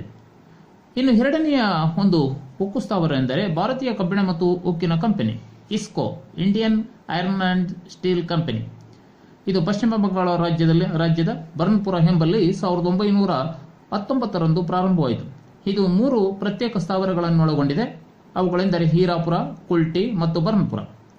ಕುಲ್ಟಿ ಕಾರ್ಖಾನೆಯು ಬೀಡು ಕಬ್ಬಿಣವನ್ನು ಮಾತ್ರ ಉತ್ಪಾದಿಸುತ್ತದೆ. ಉಳಿದೆರಡು ಕಾರ್ಖಾನೆಗಳು ಕಬ್ಬಿಣ ಮತ್ತು ಹುಕ್ಕನ್ನು ಉತ್ಪಾದಿಸುತ್ತವೆ. ಈ ಕಾರ್ಖಾನೆಗಳಿಗೆ ಬೇಕಾದ ಕಬ್ಬಿಣದ ಅದಿರು ಸಿಂಗಭೂಮ್ ಮತ್ತು ಕಿಯೋಂಜಾರ್ಗಳಿಂದಲೂ, ಕಲ್ಲಿದ್ದಲು ಝರಿಯಾ ಮತ್ತು ರಾಣಿಗಂಜ್ಗಳಿಂದಲೂ, ಮ್ಯಾಂಗನೀಸ್ ಮಧ್ಯಪ್ರದೇಶ, ಸುಣ್ಣಕಲ್ಲು ಬಾಲ್ಘಾಟ್ ಮತ್ತು ನೀರು ದಾಮೋದರ ನದಿಯಿಂದಲೂ ದೊರೆಯುತ್ತದೆ. ಈ ಕೈಗಾರಿಕೆಯಲ್ಲಿ ರೈಲುಗಾಲಿಗಳು, ಪಟ್ಟೆ, ಸರಳು, ಸೀಟು, ತಂತಿ ಮುಂತಾದವುಗಳು ಉತ್ಪಾದನೆಯಾಗುತ್ತವೆ. 3ನೇ ಉಕ್ಕು ಸ್ಥಾವರ ಎಂದರೆ ವಿಶ್ವೇಶ್ವರಯ್ಯ ಕಬ್ಬಿಣ ಮತ್ತು ಉಕ್ಕು company, VISL, Visvesvaraya iron and steel limited. ಇದನ್ನು ಹಿಂದೆ ಮೈಸೂರು ಕಬ್ಬಿಣ ಮತ್ತು ಉಕ್ಕು ಲಿಮಿಟೆಡ್ MSIL ಎಂದು ಕರೆಯಲಾಗುತ್ತಿತ್ತು. ಇದು ಕರ್ನಾಟಕ ರಾಜ್ಯದ ಭದ್ರಾವತಿಯಲ್ಲಿ 1923ರಲ್ಲಿ ಸ್ಥಾಪನೆಗೊಂಡಿದೆ. ಇದನ್ನು 1962ರಲ್ಲಿ ಕರ್ನಾಟಕ ಸರ್ಕಾರಕ್ಕೆ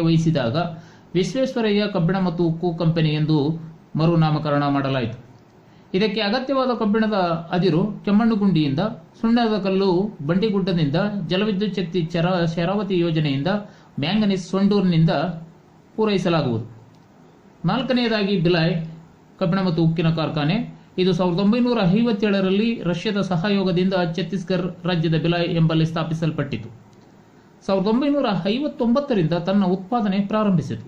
ಇದು ಕೂರ್ಬಾ ಮತ್ತು ಕಾರ್ಗಾಳಿಗಳಿಂದ ಕಲ್ಲಿದ್ದಲು, ದಾಲ್ಲಿ ಮತ್ತು ರಾಜ್ಹಾರ್ನಿಂದ ಕಬ್ಬಿಣದ ಅದಿರು, ಬಾಲ್ಘಾಟ್ ಮತ್ತು ಭಂಡಾರ್ನಿಂದ ಮ್ಯಾಂಗನೀಸ್, ಬಿಲಾಸ್ಪುರದಿಂದ ಸುಣ್ಣದ ಕಲ್ಲು, ಕೂರ್ಬಾದಿಂದ ಕೂರ್ಬಾ ಥರ್ಮಲ್ ವಿದ್ಯುತ್ ಶಕ್ತಿ ಸ್ಥಾವರದಿಂದ ವಿದ್ಯುತ್ ಶಕ್ತಿಯನ್ನು ಪಡೆಯುತ್ತದೆ. ತಾಂಡೂಲ ಜಲಾಶಯದಿಂದ ನೀರು ದೊರೆಯುತ್ತದೆ. ಹಾಗೆ ಇಲ್ಲಿ ಒಂದು ವಿಶೇಷವೆಂದರೆ ಬಿಲ್ಲೆಟ್ಸ್, ಸ್ಲ್ಯಾಬ್ಸ್, ಪ್ಲೇಟ್ಸ್ ಮತ್ತು ವೈರ್ ರಾಡ್ಗಳನ್ನು ಉತ್ಪಾದಿಸುವುದರಲ್ಲಿ ಪ್ರಸಿದ್ಧಿಯಾಗಿದೆ. ಹಾಗೆ 5ನೇದಾಗಿ ರೂರ್ಕೆಲಾ ಕಬ್ಬಿಣ ಮತ್ತು ಉಕ್ಕಿನ ಕಾರ್ಖಾನೆ. ಇದು ಒಡಿಶಾ ರಾಜ್ಯದ ರೂರ್ಕೆಲಾ ಎಂಬಲ್ಲಿ ಪಶ್ಚಿಮ ಜರ್ಮನಿಯ ಸಹಯೋಗದಿಂದ 1955ರಲ್ಲಿ ಸ್ಥಾಪಿತಗೊಂಡಿತು. ತನಗೆ ಬೇಕಾದ ಕಬ್ಬಿಣದ ಹದಿರನ್ನು ಸುಂದರ್ಗಢ್ ಮತ್ತು ಕಿಯೋಂಜಾರ್ನಿಂದ, ಕಲ್ಲಿದ್ದಲನ್ನು ಕಾರ್ಗಾಳಿ, ಬೊಕಾರೋ ಮತ್ತು ಝೆರಿಯಾಗಳಿಂದ, ಸುಣ್ಣದ ಕಲ್ಲನ್ನು ಪೂರ್ಣಪಾನಿಯಿಂದ, ಮ್ಯಾಂಗನೀಸನ್ನು ಬಾರಜ್ಮಾದಗಳಿಂದ ಮತ್ತು ಜಲವಿದ್ಯುತ್ ಶಕ್ತಿಯನ್ನು ಹಿರಾಕುಡ್ ಯೋಜನೆಯಿಂದಲೂ ಮತ್ತು ನೀರನ್ನು ಮಂದಿರ ಅಣೆಕಟ್ಟೆಯಿಂದಲೂ ಪಡೆಯುತ್ತದೆ. 6ನೇದಾಗಿ ದುರ್ಗಾಪುರ ಕಬ್ಬಿಣ ಮತ್ತು ಉಕ್ಕಿನ ಕಾರ್ಖಾನೆ. ಇದು ಬ್ರಿಟಿಷ್ ಸರ್ಕಾರದ ಸಹಯೋಗದಿಂದ ಪಶ್ಚಿಮ ಬಂಗಾಳದ ದುರ್ಗಾಪುರದಲ್ಲಿ 1959ರಲ್ಲಿ ಸ್ಥಾಪನೆಯಾಯಿತು. ಇದು ದಾಮೋದರ ನದಿ ದಂಡೆಯಲ್ಲಿ ನೆಲೆಸಿದೆ. ಕಬ್ಬಿಣದ ಅದಿರನ್ನು ಒಡಿಶಾದ ಬೊನಾಯ್ ಮತ್ತು ಜಾರ್ಖಂಡ್ನ ಸಿಂಗಭೂಮ್ನಿಂದಲೂ, ಕಲ್ಲಿದ್ದಲನ್ನು ಝೆರಿಯಾ ಮತ್ತು ಬರ್ಕಾರ್ನಿಂದ, ಸುಣ್ಣದ ಕಲ್ಲನ್ನು ಬರ್ಮಿತ್ರಪುರ ಮತ್ತು ಆತಿ ಬಾರಿಗಳಿಂದ ಮತ್ತು ನೀರನ್ನು ದಾಮೋದರ ಕಣಿವೆಗಳಿಂದ ಪಡೆಯುತ್ತದೆ. 7ನೇದಾಗಿ ಕಬ್ಬಿಣ ಮತ್ತು ಬೊಕಾರೋ ಕಬ್ಬಿಣ ಮತ್ತು ಉಕ್ಕಿನ ಕಾರ್ಖಾನೆ. ರಷ್ಯನ್ನರ ಸಹಯೋಗದಿಂದ 1964ರಲ್ಲಿ ಇದರ ನಿರ್ಮಾಣ ಕಾರ್ಯಾರಂಭವಾಯಿತು. ಉತ್ಪಾದನೆಯು 1972ರಿಂದ ಪ್ರಾರಂಭವಾಯಿತು.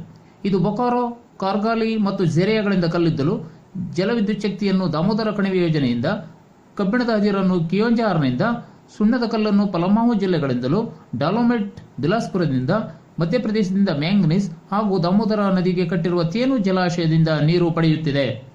ಈ ಕಾರ್ಖಾನೆಯನ್ನು ಸ್ವದೇಶಿ ಉಕ್ಕಿನ ಕಾರ್ಖಾನೆ ಎನ್ನುವರು. ಇದಕ್ಕೆ ಅಳವಡಿಸಿರುವ ಯಂತ್ರೋಪಕರಣ ಹಾಗೂ ಸಲಕರಣೆಗಳು ಭಾರತದಲ್ಲೇ ತಯಾರಿಸಲ್ಪಟ್ಟವುಗಳಾಗಿವೆ. ಇನ್ನು 8ನೇದಾಗಿ ಸೇಲಂ ಕಬ್ಬಿಣ ಮತ್ತು ಉಕ್ಕಿನ ಕಾರ್ಖಾನೆ.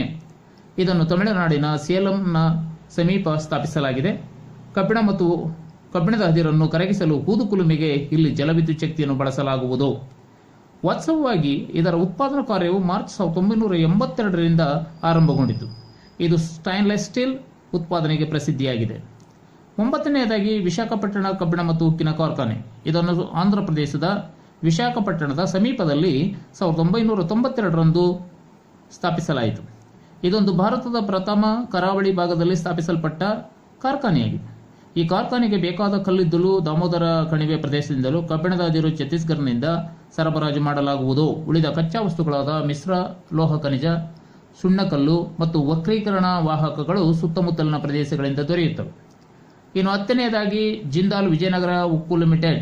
ಇದು ಕರ್ನಾಟಕದ ಬಳ್ಳಾರಿ ಜಿಲ್ಲೆಗೆ ಸೇರಿದ ತೋರಣಗಲ್ನಲ್ಲಿ 2001ರ ಏಪ್ರಿಲ್ನಲ್ಲಿ ಸ್ಥಾಪನೆಯಾಯಿತು. 11ನೇದಾಗಿ ಎಸ್ಆರ್ ಉಕ್ಕು ಲಿಮಿಟೆಡ್ ESL. ಇದು ಗುಜರಾತಿನ ಅಜೀರಾ ಎಂಬಲ್ಲಿ ಸ್ಥಾಪನೆಗೊಂಡಿದೆ.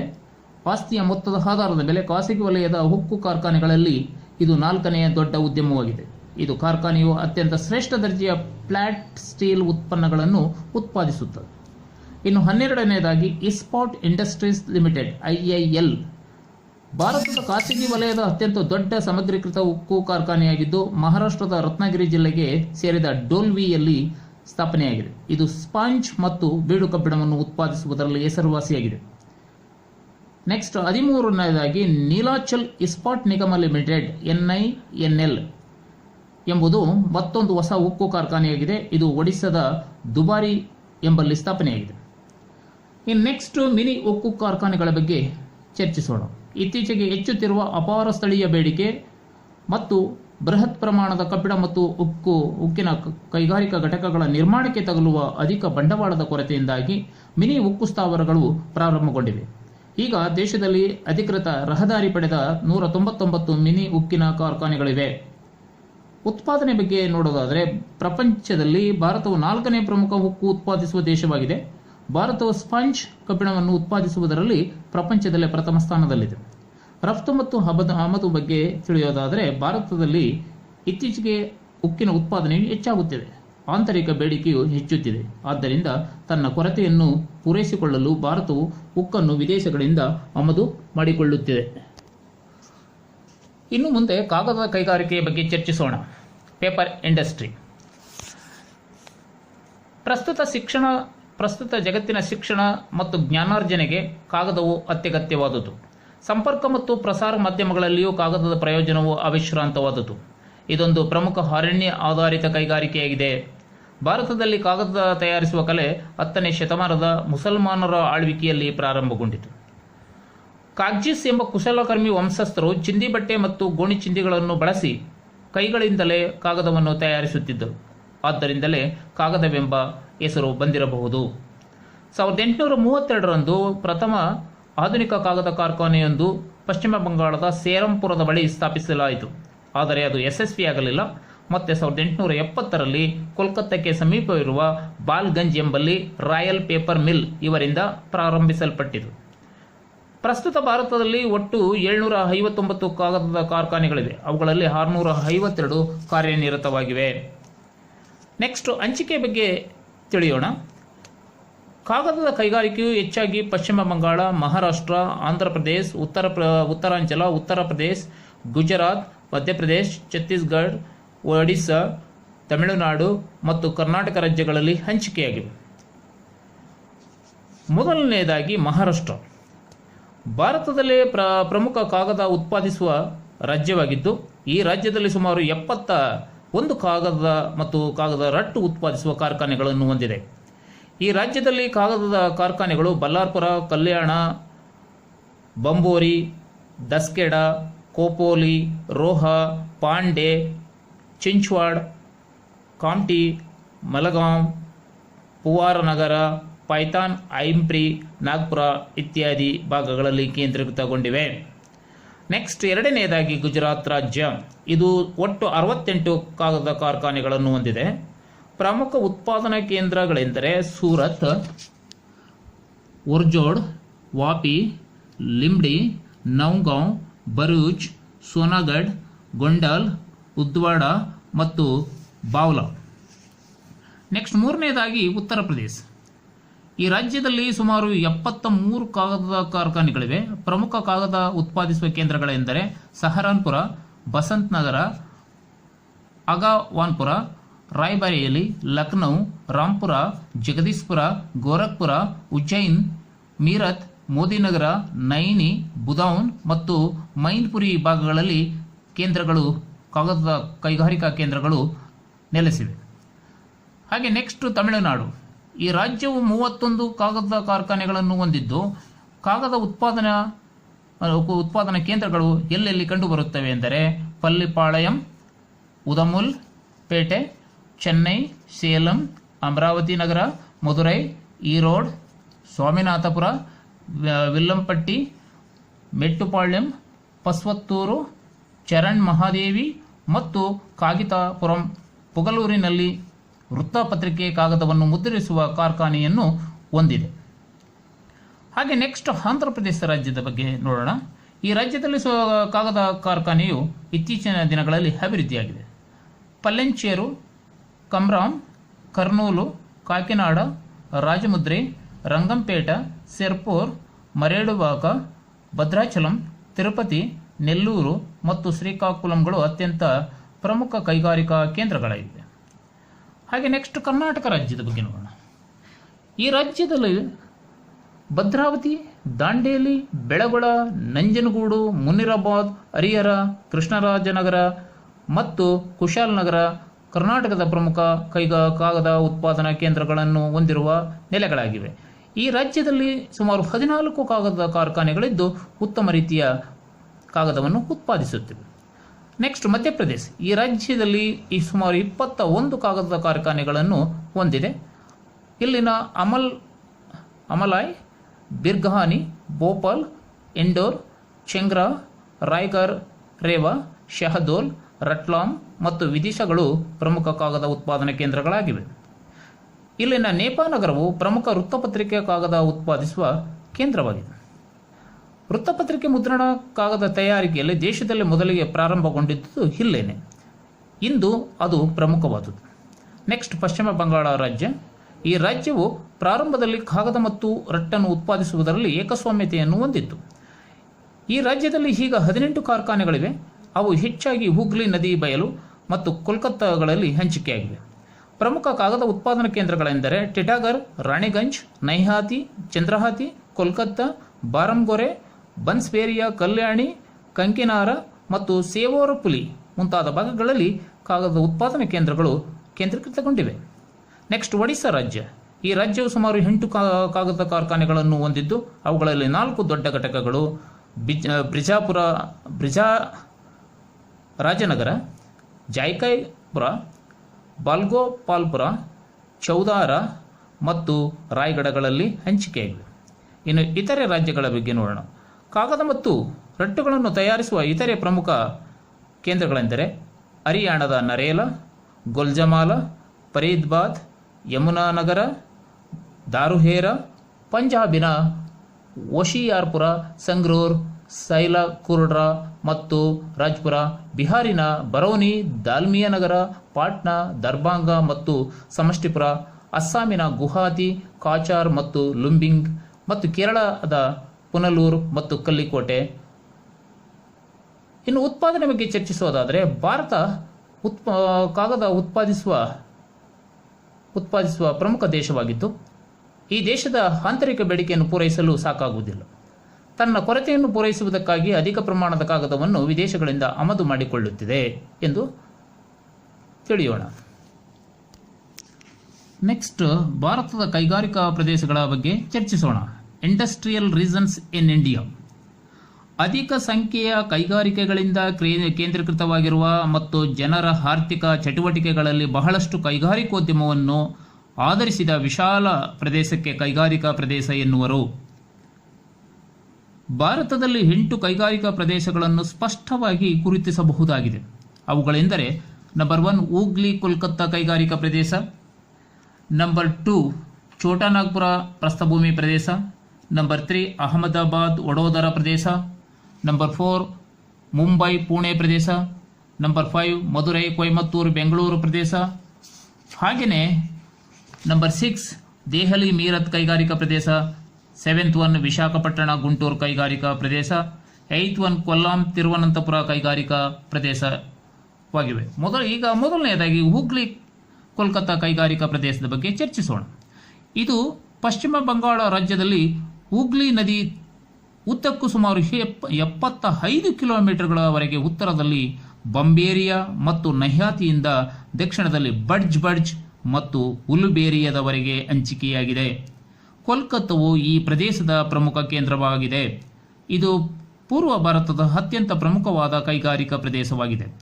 ಇಲ್ಲಿನ ಪ್ರಮುಖ ಕೈಗಾರಿಕೆಗಳೆಂದರೆ ಸೆಣಬು, ಹತ್ತಿ, ರೇಷ್ಮೆ, ಜವಳಿ, ಕಾಗದ, ಎಂಜಿನಿಯರಿಂಗ್, ಎಲೆಕ್ಟ್ರಾನಿಕ್ಸ್, ಸ್ವಯಂಚಾಲಿತ ವಾಹನ, ರಾಸಾಯನಿಕಗಳು, ಅಲ್ಯೂಮಿನಿಯಂ, ಸೆರಾಮಿಕ್ಸ್, ಚರ್ಮದ ವಸ್ತು, ಸೈಕಲ್, ರೈಲ್ವೆ, ಡೀಸೆಲ್ ಎಂಜಿನ್ ತಯಾರಿಕೆ, ರಾಸಾಯನಿಕ ಗೊಬ್ಬರಗಳು, ಹಡಗು ನಿರ್ಮಾಣ, ರಬ್ಬರ್, ಪ್ಲಾಸ್ಟಿಕ್ ಯಂತ್ರಗಳು, ಸಾರಿಗೆ ಉಪಕರಣಗಳು, ಔಷಧಿ ತಯಾರಿಕೆ ಇತ್ಯಾದಿ.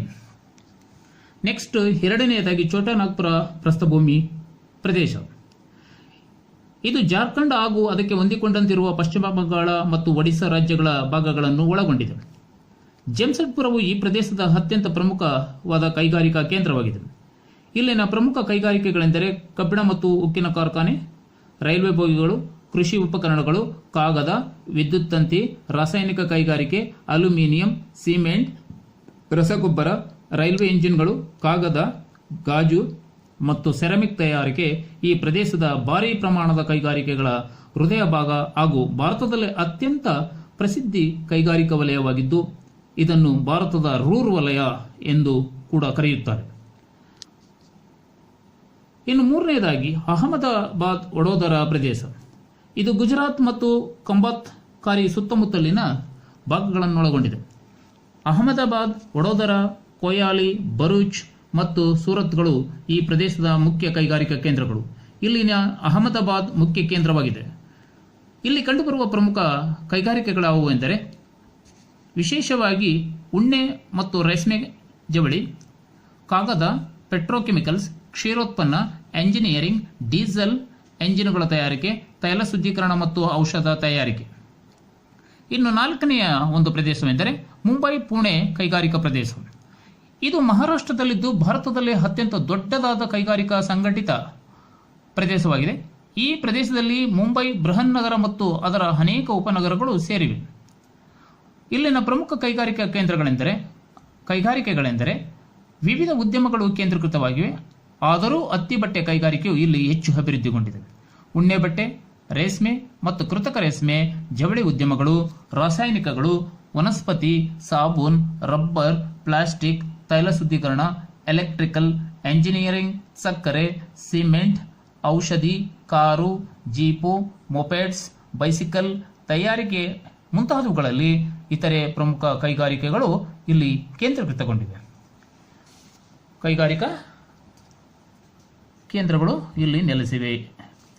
Next fifth one, Madurai, Coimbatore, Bengaluru ಪ್ರದೇಶ. ಈ ಪ್ರದೇಶವು ತಮಿಳುನಾಡು ಮತ್ತು ಕರ್ನಾಟಕ ರಾಜ್ಯಗಳಲ್ಲಿ ಹಂಚಿಕೆಯಾಗಿದೆ. ಇದು ಬೆಂಗಳೂರಿನಿಂದ ಅಂದರೆ ಉತ್ತರ, ಮದುರೈ ದಕ್ಷಿಣದವರೆಗೆ ವಿಸ್ತರಿಸಿದೆ. ಇಲ್ಲಿನ ಪ್ರಮುಖ ಕೈಗಾರಿಕಾ ಕೇಂದ್ರಗಳೆಂದರೆ ಬೆಂಗಳೂರು, ಹೈದರಾಬಾದ್, ಚೆನ್ನೈ, ಮದುರೈ, ಶಿವಕಾಶಿ, ಕೊಯಮತ್ತೂರು, ತಿರುಚಿರಪಳ್ಳಿ, ಮಂಡ್ಯ, ಮೈಸೂರು ಮತ್ತು ಮಧುಕೊಟ್ಟೈ. ಇಲ್ಲಿನ ಪ್ರಮುಖ ಕೈಗಾರಿಕೆಗಳು ಯಾವುವು ಎಂದರೆ, ಈ ಪ್ರದೇಶದಲ್ಲಿ ವಿವಿಧ ಬಗೆಯ ಕೈಗಾರಿಕೆಗಳು ಅಭಿವೃದ್ಧಿಗೊಂಡಿವೆ. ಉದಾಹರಣೆಗೆ ಹತ್ತಿ ಮತ್ತು ರೇಷ್ಮೆ ಜವಳಿ, ಸಕ್ಕರೆ ಕಾರ್ಖಾನೆ, ರಾಸಾಯನಿಕಗಳು, ಯಂತ್ರಗಳು, ರಬ್ಬರ್, ವಿದ್ಯುಜ್ಜನಕಗಳ ಉಪಕರಣಗಳು, ಟೆಲಿಫೋನ್, ರೈಲ್ವೆ ಬೋಗಿಗಳ ತಯಾರಿಕೆ, ತೈಲ ಶುದ್ಧೀಕರಣ ಇತ್ಯಾದಿ. ಚೆನ್ನೈ, ಮದುರೈ ಮತ್ತು ಕೊಯಮತ್ತೂರುಗಳು ಪ್ರಸಿದ್ಧಿ ಹತ್ತಿ ಜವಳಿ ಕೇಂದ್ರಗಳು. ಬೆಂಗಳೂರು ಮಹಾನಗರ ಮತ್ತು ಸುತ್ತಮುತ್ತಲಿನ ಭಾಗಗಳು ಕೆಲವು ಮಹತ್ವದ ಹಾಗೂ ಪ್ರಸಿದ್ಧ ಕೈಗಾರಿಕೆಗಳನ್ನು ಹೊಂದಿವೆ. Hindustan machine tools HMT, Indian telephone industries ಹಾಗೂ ಹಿಂದೂಸ್ತಾನ್ ಏರೋನಾಟಿಕ್ಸ್, ಭಾರತ್ ಎಲೆಕ್ಟ್ರಾನಿಕ್ಸ್ ಮುಂತಾದವುಗಳು ಇಲ್ಲಿ ಕಂಡುಬರುತ್ತವೆ. Next sixth one, Delhi Meerut ಕೈಗಾರಿಕಾ ಪ್ರದೇಶ. ಇದರಲ್ಲಿ ದೆಹಲಿ ರಾಜಸ್ಥಾನ ಪ್ರದೇಶ ಮತ್ತು ಅದಕ್ಕೆ ಹೊಂದಿಕೊಂಡ 2 ಪ್ರಮುಖ ಕೈಗಾರಿಕಾ ಪಟ್ಟಿಗಳು ಸೇರಿವೆ. ಅವುಗಳಲ್ಲಿ ಮೊದಲನೆಯದಾಗಿ ನೋಡೋದಾದರೆ ಉತ್ತರ ಪ್ರದೇಶದ ಆಗ್ರಾ, ಮಥುರಾ, ಮೀರತ್ ಮತ್ತು ಸಹರನ್ಪುರ. ಹಾಗೆ ಎರಡನೇದಾಗಿ ಪಂಜಾಬ್, ಹರಿಯಾಣಗಳಿಗೆ ಸೇರಿದ ಫರೀದಾಬಾದ್, ಗುರುಗಾಂವ್ ಪ್ರದೇಶ. ದೆಹಲಿ, ಆಗ್ರಾ, ಸಹರನ್ಪುರ, ಫರೀದಾಬಾದ್, ಮೋದಿನಗರ, ಗಾಜಿಯಾಬಾದ್, ಫಿರೋಜಾಬಾದ್, ನೋಯ್ಡಾ, ಮೀರತ್, ಮಥುರಾ, ಪಾಣಿಪಟ್ ಮುಂತಾದವುಗಳು. ಇಲ್ಲಿ ಕಂಡುಬರುವ ಪ್ರಮುಖ ಕೈಗಾರಿಕೆಗಳು ಯಾವುವು ಎಂದರೆ, ಈ ಕೈಗಾರಿಕಾ ಪ್ರದೇಶದಲ್ಲಿ ಖನಿಜ ಮತ್ತು ಶಕ್ತಿ ಸಾಧನ ವಲಯಗಳಿಂದ ದೂರದಲ್ಲಿರುವುದರಿಂದ ಕಚ್ಚಾ ವಸ್ತು ಆಧಾರಿತ ಕೈಗಾರಿಕೆಗಳಿಗೆ ಬದಲಾಗಿ ಮಾರುಕಟ್ಟೆ ಆಧಾರಿತ ಕೈಗಾರಿಕೆಗಳು ಹೆಚ್ಚು ಅಭಿವೃದ್ಧಿಗೊಂಡಿವೆ. ಉದಾಹರಣೆಗೆ ಹತ್ತಿ ಗಿರಣಿ, ಗಾಜು ತಯಾರಿಕೆ, ರಾಸಾಯನಿಕ ವಸ್ತುಗಳು, ಎಂಜಿನಿಯರಿಂಗ್, ಕಾಗದ, ಸಾಬೂನು, ಸಿದ್ಧ ಉಡುಪು, ಪಾದರಕ್ಷೆಗಳು, ಹಿತ್ತಾಳೆ ಪದಾರ್ಥಗಳು, ಕೃಷಿ ಉಪಕರಣಗಳ ತಯಾರಿಕೆ, ವನಸ್ಪತಿ, ಸಕ್ಕರೆ, ತೈಲ ಶುದ್ಧೀಕರಣ, ಬೈಸಿಕಲ್, ವಿದ್ಯುನ್ಮಾನ ಮತ್ತು ಸಾಫ್ಟ್ವೇರ್ ಕೈಗಾರಿಕೆಗಳು ಇಲ್ಲಿ ಮುಖ್ಯವಾದವು. ನೆಕ್ಸ್ಟ್ ಏಳನೇದಾಗಿ ವಿಶಾಖಪಟ್ಟಣ, ಗುಂಟೂರು ಕೈಗಾರಿಕಾ ಪ್ರದೇಶ. ಇದು ಹೆಚ್ಚಾಗಿ ಆಂಧ್ರ ಪ್ರದೇಶದ ಗೋದಾವರಿ, ಕೃಷ್ಣಾ ನದಿಗಳ ಮುಖಜ ಭೂಮಿಯಲ್ಲಿ ವಿಸ್ತರಿಸಿದೆ. ಇದರಲ್ಲಿ ಪ್ರಮುಖವಾಗಿ ವಿಶಾಖಪಟ್ಟಣ, ಗುಂಟೂರು, ವಿಜಯವಾಡ, ಕರ್ನೂಲ್, ಪ್ರಕಾಶಂ ಮತ್ತು ರಾಜಮುದ್ರಿ ಜಿಲ್ಲೆಗಳು ಸೇರುತ್ತವೆ. ಇಲ್ಲಿನ ಪ್ರಮುಖ ಕೈಗಾರಿಕೆಗಳೆಂದರೆ ಕಬ್ಬಿಣ ಮತ್ತು ಉಕ್ಕಿನ ಕಾರ್ಖಾನೆ, ಸೀಸಾ ಸತ್ತುಗಳನ್ನು ಕರಗಿಸುವಿಕೆ, ಸಕ್ಕರೆ ಕಾರ್ಖಾನೆ, ಜವಳಿ ಉದ್ಯಮ, ಕಾಗದದ ತಯಾರಿಕೆ, ರಾಸಾಯನಿಕ ಗೊಬ್ಬರಗಳು, ವಿವಿಧ ರಾಸಾಯನಿಕಗಳು, ಸಿಮೆಂಟ್, ಅಲ್ಯೂಮಿನಿಯಂ, ಲಘು ಎಂಜಿನಿಯರಿಂಗ್ ಕೈಗಾರಿಕೆ, ಹಡಗು ನಿರ್ಮಾಣ, ತೈಲ ಶುದ್ಧೀಕರಣ ಕೇಂದ್ರಗಳು, ಪೆಟ್ರೋಕೆಮಿಕಲ್ಸ್ ಮುಂತಾದವು ಈ ಕೈಗಾರಿಕಾ ಪ್ರದೇಶದಲ್ಲಿ ಅಭಿವೃದ್ಧಿಗೊಂಡಿವೆ. ನೆಕ್ಸ್ಟ್ 8ನೇದಾಗಿ ಕೊಲ್ಲಂ, ತಿರುವನಂತಪುರ ಕೈಗಾರಿಕಾ ಪ್ರದೇಶ. ಇತ್ತೀಚೆಗೆ ಅಭಿವೃದ್ಧಿಗೊಂಡ ಕೈಗಾರಿಕಾ ಪ್ರದೇಶವಾಗಿದ್ದು ಹಿಂದೆ ದಕ್ಷಿಣ ಮಲಬಾರ್ ತೀರದ ಸಣ್ಣ ಕೈಗಾರಿಕಾ ಪ್ರದೇಶವಾಗಿತ್ತು. ಇದು ದಕ್ಷಿಣ ಕೇರಳದ ತಿರುವನಂತಪುರ, ಕೊಲ್ಲಂ, ಅಲ್ವೇಯಿ, ಎರ್ನಾಕುಲಂ ಮತ್ತು ಅಲ್ಲಪೂಜಾ ಜಿಲ್ಲೆಗಳಲ್ಲಿ ವಿಸ್ತರಿಸಿದೆ. ಇಲ್ಲಿನ ಪ್ರಮುಖ ಕೈಗಾರಿಕೆಗಳೆಂದರೆ ಖನಿಜ ವಲಯದಿಂದ ದೂರವಿರುವುದರಿಂದ ಈ ವಲಯದಲ್ಲಿ ಕೃಷಿ ಆಧಾರಿತ ಮತ್ತು ಲಘು ಕೈಗಾರಿಕೆಗಳು ಮಾತ್ರ ಅಭಿವೃದ್ಧಿಗೊಂಡಿವೆ. ಅವುಗಳಲ್ಲಿ ಪ್ರಮುಖವಾದವುಗಳೆಂದರೆ ಸಕ್ಕರೆ, ರಬ್ಬರ್ ತಯಾರಿಕೆ, ಜವಳಿ ಉದ್ಯಮ, ಗಾಜು, ಬೆಂಕಿ ಕಡ್ಡಿಗಳ ತಯಾರಿಕೆ, ರಾಸಾಯನಿಕ ಗೊಬ್ಬರಗಳು, ಆಹಾರ ಮತ್ತು ಮೀನು ಸಂಸ್ಕರಣೆ, ಕಾಗದ, ತೆಂಗಿನ ನಾರು ಉತ್ಪನ್ನಗಳು, ಸಿಮೆಂಟ್, ಅಲ್ಯೂಮಿನಿಯಂ ಮತ್ತು ತೈಲ ಶುದ್ಧೀಕರಣಗಳು, ದೇಶದ ಮೇಲ್ಕಂಡ ಪ್ರಮುಖ ಕೈಗಾರಿಕಾ ಪ್ರದೇಶಗಳಷ್ಟೇ ಅಲ್ಲದೆ 13 ಸಣ್ಣ ಕೈಗಾರಿಕಾ ಪ್ರದೇಶಗಳು ಹಾಗೂ 15 ಕೈಗಾರಿಕಾ ಜಿಲ್ಲೆಗಳು ಅಭಿವೃದ್ಧಿಗೊಂಡಿವೆ. ಉದಾಹರಣೆಗೆ ಮಲಬಾರ್ ತೀರ ಪ್ರದೇಶ, ಬೆಳಗಾವಿ, ಹುಬ್ಬಳ್ಳಿ, ಕೊಲ್ಲಾಪುರ, ದಕ್ಷಿಣ ಕನ್ನಡ, ಇಂಡೋರ್, ಉಜ್ಜಯಿನಿ, ಜೈಪುರ, ಅಜ್ಮೀರ್, ಆದಿಲಾಬಾದ್, ನಿಜಾಮಾಬಾದ್, ದುರ್ಗ್, ರಾಯ್ಪುರ, ಬಿಲಾಸ್ಪುರ, ಕೊರ್ಬಾ ಮೊದಲಾದವುಗಳು. ಹೀಗಾಗಿ ಪ್ರಮುಖ ಕೈಗಾರಿಕಾ ಪ್ರದೇಶಗಳನ್ನು ನೋಡಬಹುದು. ನಾನು ಇದುವರೆಗೆ ಭಾರತದ ಕೈಗಾರಿಕೋದ್ಯಮದ ಬಗ್ಗೆ ಇಲ್ಲಿ ಆಡಿಯೋ ಲೆಕ್ಚರ್ನಲ್ಲಿ ಚರ್ಚಿಸಿರುವಂತಹ ಪ್ರಮುಖ ವಿಚಾರಗಳನ್ನು ಮಾತ್ರ ನೀವು ಗಮನಿಸಬೇಕೆಂದು ತಮ್ಮಲ್ಲಿ ವಿನಂತಿಸಿಕೊಳ್ಳುತ್ತಾ, ಇದನ್ನೆಲ್ಲ ಕೇಳಿದಂತಹ ತಮ್ಮೆಲ್ಲರಿಗೂ ಕೂಡ ಮತ್ತೊಮ್ಮೆ ನನ್ನ ಧನ್ಯವಾದಗಳನ್ನು ಸಮರ್ಪಿಸುತ್ತಾ ನನ್ನ ಆಡಿಯೋ ಲೆಕ್ಚರನ್ನು ಮುಗಿಸುತ್ತಿದ್ದೇನೆ. ಧನ್ಯವಾದಗಳು.